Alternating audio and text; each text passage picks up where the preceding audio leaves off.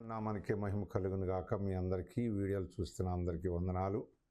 ప్రభువైన యేసుక్రీస్తు వారి యొక్క బిడలంగా మరి అనేకులు దేవుని తెలుసుకునే వారిగా చాలామంది ఈ లోకంలో ఎన్నో రకాలుగా బాధపడుతూ ఉంటారు. ఎన్నో రకంగా బాధలు, బలహీనతలు, అనేక రకాలుగా ఇబ్బందులు పడుతూ ఉంటారు. వాళ్ళు చూడలేదు, వీళ్ళు చూడలేదు, నన్ను ఎవరు పట్టించుకోవట్లేదు, నాకెవరు సహాయం చేయరు, అది ఇది అని ఎన్నో రకాలుగా కృంగిపోతూ ఉంటారు. సాతానికి లొంగిపోతూ ఉంటారు.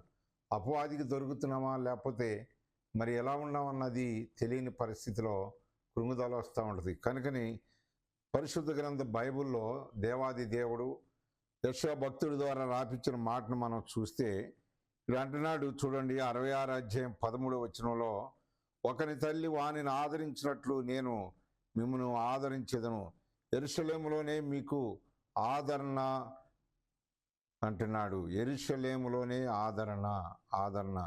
యెరూషలేం అంటే దేవుని మందిరం, దేవుని ఆలయం.